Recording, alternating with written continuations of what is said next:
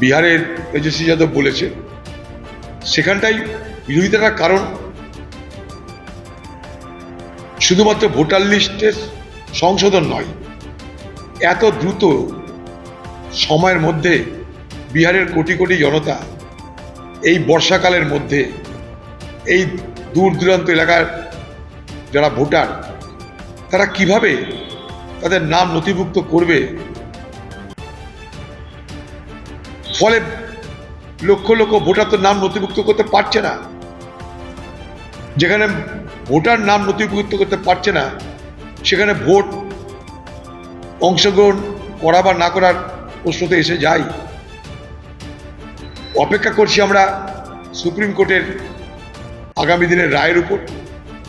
ভারতবর্ষের কংগ্রেস সরকার আজ থেকে নয়, বহু বছর ধরে নির্বাচন কমিশনের বিরুদ্ধে তাদের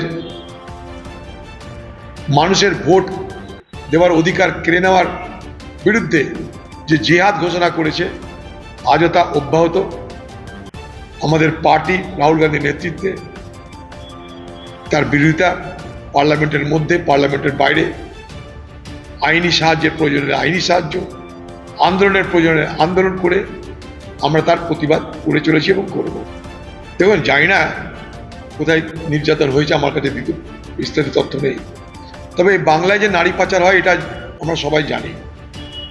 শুধু নারী পাচার নয়, এই বাংলার মানুষের দারিদ্রতার সুযোগ নিয়ে, অভাবের সুযোগ নিয়ে নারী পাচার, শিশু পাচার, মানব দেহ পাচার অর্থাৎ কিডনি পাচার সব এখান থেকে চলছে।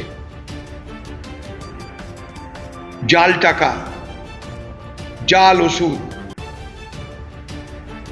মাদক, সমস্ত কিছুর বাণিজ্য এখানে চলছে। কারণ একটাই, এখানে রক্ষক সে ভক্ষক। ফলে এই নারী পাচার এবং সেই সুবাদে নারীদের উপর নির্যাতন বাইরে, এটা স্বাভাবিক নিয়মেই হতেই থাকবে। বহু নারী এই বাংলার আরব দুনিয়ায় পর্যন্ত পাচার হয়, জেনে রাখুন আপনারা। আরব দুনিয়াতে পাচার হয় এই বাংলার নারী, এই বাংলার শিশুরা। একটা কলোনিতে এতদিন পর তাদের মনে হয়েছে একটা কলোনিতে যাওয়া দরকার। দিল্লিতে এরকম শয়ে শয়ে কলোনি আছে, বাঙালি কলোনি। জহিন্দ কলোনি তাদের খবরের কাগজের নাম এসছে বলে জহিন্দ কলোনির কথা বলা হচ্ছে। এই জহিন্দ কলোনি ফরওয়ার্ড ব্লকের নেতারা একসময় করে দিয়েছিলেন। দিল্লিতে এরকম হাজার হাজার বাঙালি কলোনি আছে। একটা কলোনিতে নাই বা গেলেন, আরও 100টা কলোনিতে যান না আপনারা, দেখুন প্রত্যেকটা কলোনির অবস্থা কি। এখন ব্যাপার যে রাজনীতি করতে গিয়ে একটা কলোনিকে বেশি দরকার হতে পারে, নৈতিক জৈবিক পরাজয় সেটা পরের কথা। দিল্লিতে লক্ষ লক্ষ বাঙালি বসবাস করে, লক্ষ লক্ষ। আপনাদের যে চিন্তা অসুবিধায় আমরা নিয়ে যেতে পারি, বলুন কবে নিয়ে যেতে হবে, আমরা নিয়ে যাব। সেখানকার বাঙালি যারা বসবাসকারী তাদের অত্যন্ত দুরবস্থার মধ্যে তারা বসবাস করে, অত্যন্ত দুরবস্থার মধ্যে। আপনারা সেখানেও যান, জহিন্দ কলোনি ফরওয়ার্ড ব্লকের নেতারা তৈরি করে দিয়েছিল। কোনোদিন তো যাননি এখন পর্যন্ত, এখন খবরের কাগজে নাম উঠেছে, এখন যাওয়ার প্রয়োজন পড়েছে। অনেক বাঙালি আছে দিল্লিতে, লক্ষ লক্ষ বাঙালি বসবাস করে। তারা দরিদ্র, তারা গরিব, তাদের জন্য সহযোগিতা পৌঁছে দিন। দিল্লিতে কেন, ভারতবর্ষের সমস্ত রাজ্যে পশ্চিমবঙ্গের অফিসারদের নিয়োগ করুন। কোথায় কত বাঙালি কাজ করছে তালিকা তৈরি করুন, তাদের কাছে খবর পাঠিয়ে বলুন, তাদের জন্য আলাদা পোর্টাল তৈরি করুন, বলুন অসুবিধা জানাতে। শুধু বাংলার পরিযায়ীরা ভারতবর্ষে নয়, ভারতবর্ষের বাইরে লাখে লাখে আছে, সেখানেও তাদের একই অবস্থা।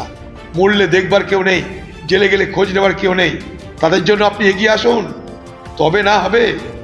খালি কুমিরের কান্না কাঁদবো, অথচ চোখে জল বেরোবে না। ভোট পর্যন্ত এটাই চলবে। এটাই যদি বাঙালির নিয়তি হয়, তাহলে বাঙালি যাবে কোথায়? কোন দিন মমতা ব্যানার্জি নিজেই পাচার হয়ে যায় বাংলা থেকে। সবই পাচার হয়েছে, ওদের মুখ্যমন্ত্রীরা পাচার হয়ে যায়। ভালো তো, চিড়িয়াখানার পাশে নবান্ন, ওখানে দেখবেন মমতা ব্যানার্জি নিজেই পাচার হয়ে গেছে। এত পাচারকারীদের দাপট বাংলায় শুরু হয়ে গেছে। কারণ ব্যক্তিগতভাবে আমি বলবো যে স্বতন্ত্র থাকাটাই বাঞ্ছনীয়। কারণ এখানকার নির্বাচন নিয়ে আমার যা অভিজ্ঞতা, তাতে রাজ্যের অধীনে নির্বাচন পরিচালনা হওয়া মানে সেই নির্বাচন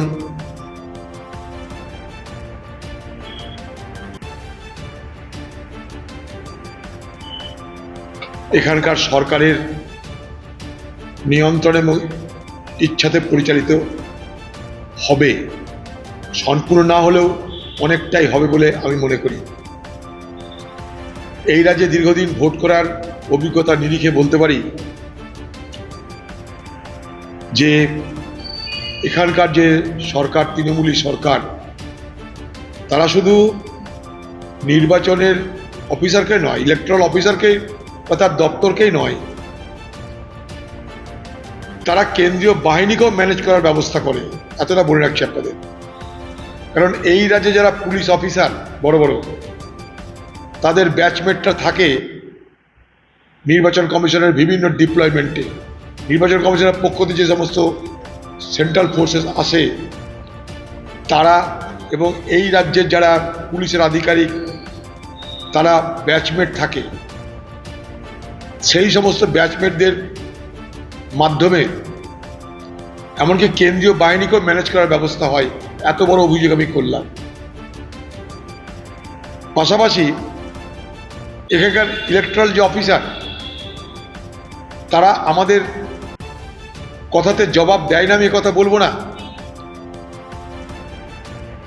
চিফ ইলেকট্রাল অফিসার এখানটায় গত ভোটে আমাদের কথার জবাব অবশ্যই দিয়েছে, কিন্তু সমস্যা হলো কি, আমাদের অভিযোগটা তিনি পাঠাচ্ছেন জেলার পুলিশকে। জেলার পুলিশ বা জেলার যারা দায়িত্ব আছে নির্বাচনের, তারা তো তৃণমূলের দালাল। তারা তাদের মতো রিপোর্ট তৈরি করে পাঠাচ্ছে চিফ ইলেকট্রাল অফিসারকে, সেটাই চিফ ইলেকট্রাল অফিসার মেনে নিচ্ছে। ফলে আমাদের অভিযোগ করা আর না করা সমান হয়ে যাচ্ছে। এর পিছনে কারণ একটাই, রাজ্যের অধীনে থাকা সংস্থা হওয়ার কারণে তাদের সেই স্বাধীনতা থাকে না, তারা নিরপেক্ষভাবে সিদ্ধান্ত নিতে পারে না।